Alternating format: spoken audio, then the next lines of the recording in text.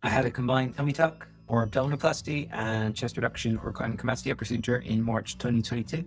And I'm recording this at the end of October 2022. So it's been about 7 months. In this video, I'm going to talk specifically about your tummy tuck or abdominoplasty scars.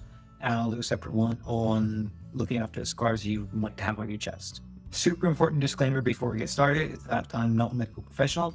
If you have any questions, please do speak to a professional who's actually qualified to give you advice. I'm 100% purely to share my own experience, what I found worked well, and what I used on my scars and how they're healing up. I'm also going to be referring to a couple of specific products I'm using.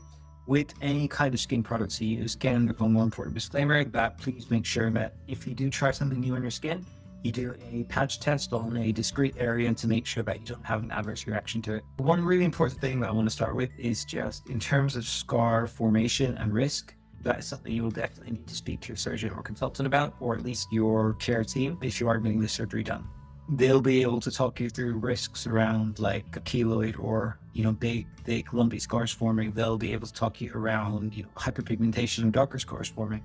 They'll be able to talk to you about risk of infection and other risks around scars as well. But for that whole area, please do speak to the people that will be treating you. Don't just rely on the internet or videos on YouTube. The best way to do it is to run through sort of phase by phase of my recovery, what I did for my scars, how I looked after them, and how it impacted my recovery. I've done separate videos on my recovery process, and I do touch on scar care in all of them, but I wanted to do one separate dedicated video for the abdomen and one dedicated video for the chest. So to start with, I had what's called a fleur abdominoplasty, which is where they have an incision across the waistline and an incision up the abdomen. So you can see where my scars are here. He fought across the waistline, literally from hip bone to hip bone, and then up the middle of the abdomen.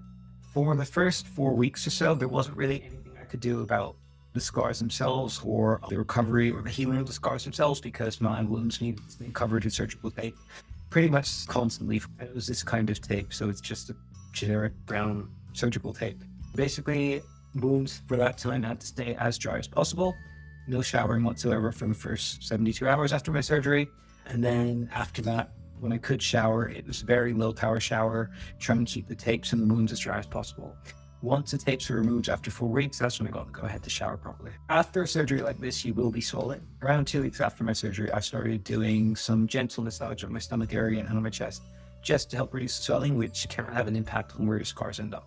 In terms of sleeping position, I also had to sleep with my chest and shoulders elevated and my knees elevated, so I was in a V position on my back. And again, that's just to kind of stop too much stretching or too much pulling happening in the scars and in the wounds while they're still fresh. After 4 weeks, my tapes came off. My surgeon gave me the go-ahead to actually not have to wear tapes anymore, and then he recommended putting a silicone gel over my scars. I was using this one called Kelo Scar Treatment. There are a lot of fake settlers, so if this is one that you'll be using, please do remember to check the official website for authorized retailers. For your surgeon or clinic may also have their own recommendations, so please go with that advice. You apply it in the morning after a shower, and then you just apply it onto the scars, just a thin layer. You let it air dry for about 4 to 5 minutes just to make sure it's dry enough for you to put your support cover on over it. It provides an extra layer of protection for your scars throughout the day, and it's good for 24 hours, so then next time you shower the next day, you just repeat. I also started to do a little bit more massage around swelling, so I was having a lymphatic drainage massage once a week, and that was by a professional therapist who would come to my house there. That was helping with the swelling, and then I also started doing some self-massage.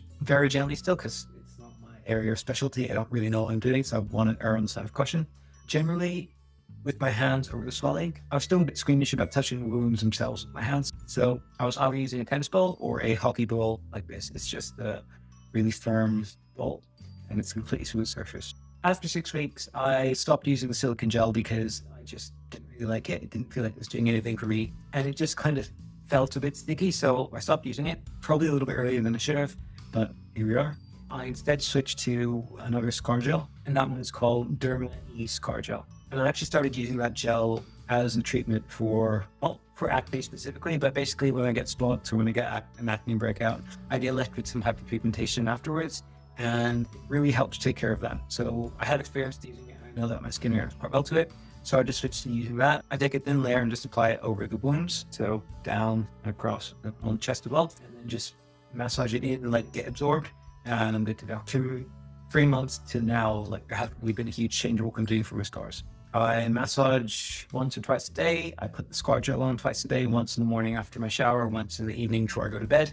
And then I started doing a little bit more massage and a little bit more stretching when I'm doing yoga. And that's about it.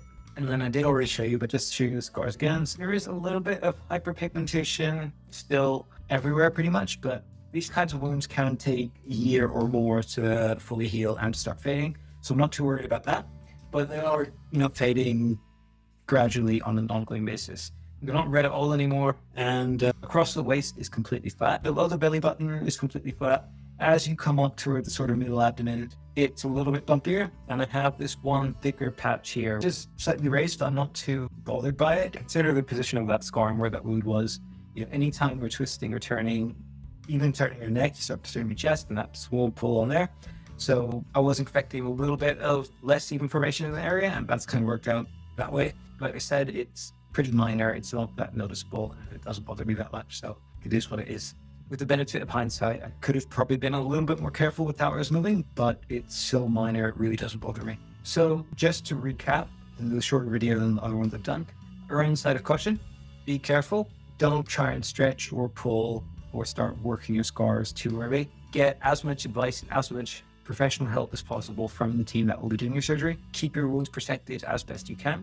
Listen word for word to the advice that you are given by your professionals. And probably most importantly is just be patient. Scars, like I said, can take more than a year to heal and fully settle and for you to see the final results of your procedure. So that is something to bear in mind. And if you try and rush it, you could end up affecting how it'll end up looking in the end. So take it slow, take it easy, take it cautiously, and just be patient.